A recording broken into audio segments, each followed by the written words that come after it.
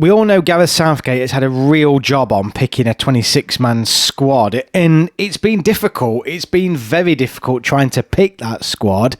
And Gareth Southgate has clearly had the same problem, because what he's announced today, we knew it was going to be a provisional squad. Many people were believing it was going to be a 30-man squad, which meant he would only have to cut 4 places. He's clearly had problems because he's just picked everybody. He's gone for a 33-man squad, and it's both exciting and confusing, but also he has somehow managed to surprise absolutely everybody whilst almost picking everybody as well. It's really odd. The key outstanding omissions here, though, are Rashford, Henderson, Chilwell in particular. I did not know Ben Chilwell hadn't made this squad until about the 6th look. No Sancho, no Dyer, no Colwill. I thought Tyreek Mitchell would really be within a shout of getting into this squad, because at left back we haven't got anybody. Another reason why I thought he'd pick Ben Chilwell, and it's just surprising. This isn't a moan. Let me make this perfectly clear. I think this squad is incredibly exciting, full of young talent. It now means, though, he has to cut 7 players from this squad, and that is going to be very difficult. Do those players already know who they are? I think probably 4 or 5 realistically know they're not going to the tournament. Adam Wharton, Lewis Duncan, Kwanzaa most certainly probably think they're not going to go, alongside obviously one of the goalkeepers. He's currently picked 4 of them, those being Henderson, Ramsdale, Pickford and Trafford. I would take Trafford because outside of Jordan Pickford anyway, the gap is huge. We need Jordan Pickford to be fit if England are going to have any chance of winning this Euros. But really, the third choice has no chance of playing. Why not take a young goalkeeper who realistically is going to be England's future number 1?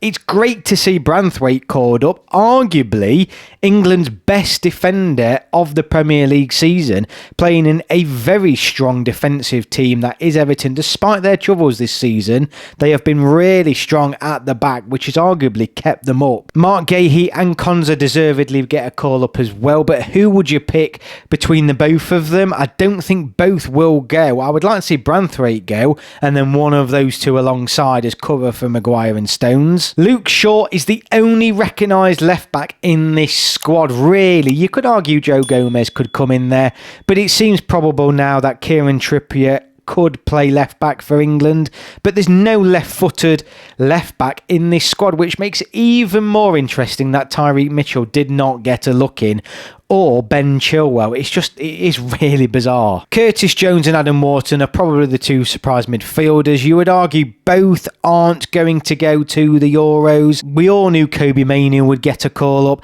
Adam Wharton added a video before this one saying he should be called up, at least for Southgate to look at, and he has done. We've been calling for Southgate to pick players based on form, and that's exactly what he's done with this 33-man squad, so fair play, Gareth Southgate. Jordan Henderson, of course, the huge omission from midfield. When I heard throughout the day, it was the worst kept secret, by the way. The squad was announced at 2 p.m, but I think by about 10:30, most of England knew who was in and who was out, and it did look like everybody was in, but there was one name in particular early on in the day that was doing the rounds in terms of who was missing out, and Jordan Henderson was that name. And as soon as I heard that, I thought Eric Dyer would be a cert to come in, because we knew Phillips wouldn't start, and without one of those, Phillips, Henderson or Dyer, there's a huge lack of experience in that central midfield area, and no depth after Declan Rice, really. So it's really surprising that Eric Dyer hasn't come in, or Jordan Henderson hasn't gone. But I think this pleases a lot of people. I really do. I think a lot of people will say, well, it's just deserved players getting a deserved call-up.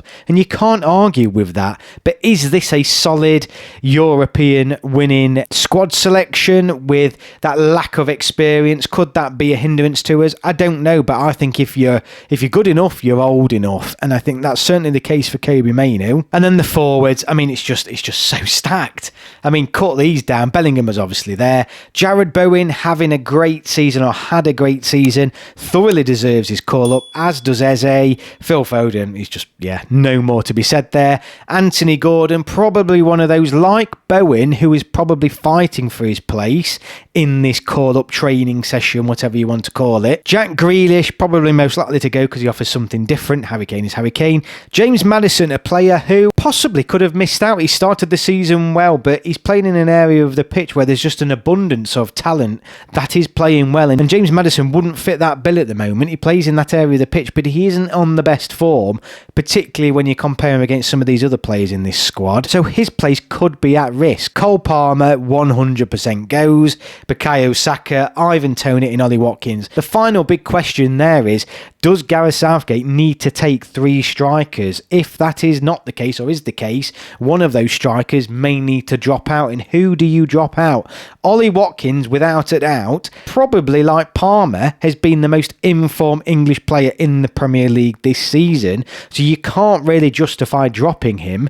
However, England's setup and the way we play, I would argue, suits Ivan Toney more. He's much more of a target man. England play with one forward who we rely on bringing other players into play. Toney can do that much better than Ollie Watkins, which was demonstrated in England's latest friendlies against Belgium and Brazil. There was a marked difference in Toney's performance compared to Ollie Watkins' performance against Brazil, where he was essentially isolated and marked out of the game. Ivan Toney was much more of a handful, but it does seem a bit of a waste to be taking 3 strikers, so it is a problem area for Gareth Southgate to resolve. But overall, it's just been such an exciting squad and puzzling. The central midfield area in particular, that lack of experience, that is a concern and a surprise from Gareth Southgate that he hasn't picked somebody there. And that left back position, it just seems odd that he didn't choose another left back. You could argue we don't have any, but we do, in the form of Ben Chilwell or Mitchell. I'm surprised one of those two didn't make the cut. This squad, though, screams last chance, the big hurrah. Is this the squad of a new manager going to his first tournament? I don't think so. This is a squad picked by Gareth Southgate, who realistically knows, unless he wins it, isn't probably going to be the England manager after, and it's almost his last opportunity, just a last throw of the dice. He's tried the reserved way, he tried a mixed bag in terms of the World Cup, where we were offensive and defensive, but he's got no choice now. He's got no choice because the squad is picked. Our attack is our best form of defence. He cannot play any other way, and it's exciting. It is super exciting. I still think in the 26-man squad, Southgate will spring a couple of surprises in that, because nobody really expected him to name this. I know it's a lot, and a lot will come out of this squad, but there's a lot of players that he's left at home who most of us thought he would not make that call on, and I just think there's going to be one, maybe 2 surprise inclusions in that final 26-man squad. I think 1 goalkeeper is going to come out, 3 defenders probably 2 in midfield as well, and I think that'll be roughly about where we're going to be. The forwards, I'll be surprised. I mean, who'd you drop? Look at that lineup. You could argue England's attacking options in particular make England's talent pool in that area of the pitch the strongest, not only in Europe but the world. It's a different argument to say that England's entire squad is the best in the world in terms of our entire talent pool to choose from, because there is clear weaknesses in our defence and in central midfield, particularly in the strength in depth behind those starting players. But England are without a doubt in a golden generation of talented players, and I know I've said that phrase, but there's just such an abundance of players to choose from, and not only that, they're all playing absolutely brilliant football and in the form of their lives. From an attacking perspective, England are the best nation going into these Euros.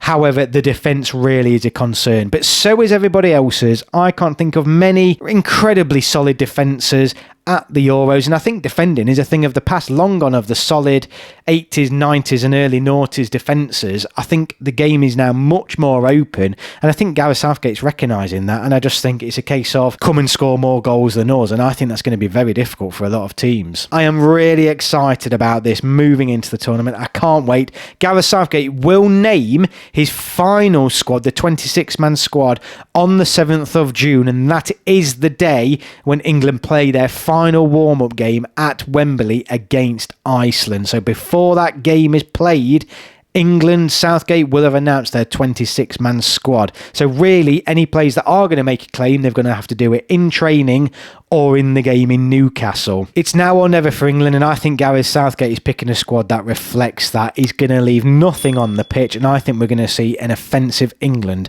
at Euro 2024. If you're new here and you're still watching, please hit that subscribe button. It helps me out massively. I'm going to be covering the Euros over the tournament and leading up to it. Thank you all so much for watching, and I will see you all on my next video.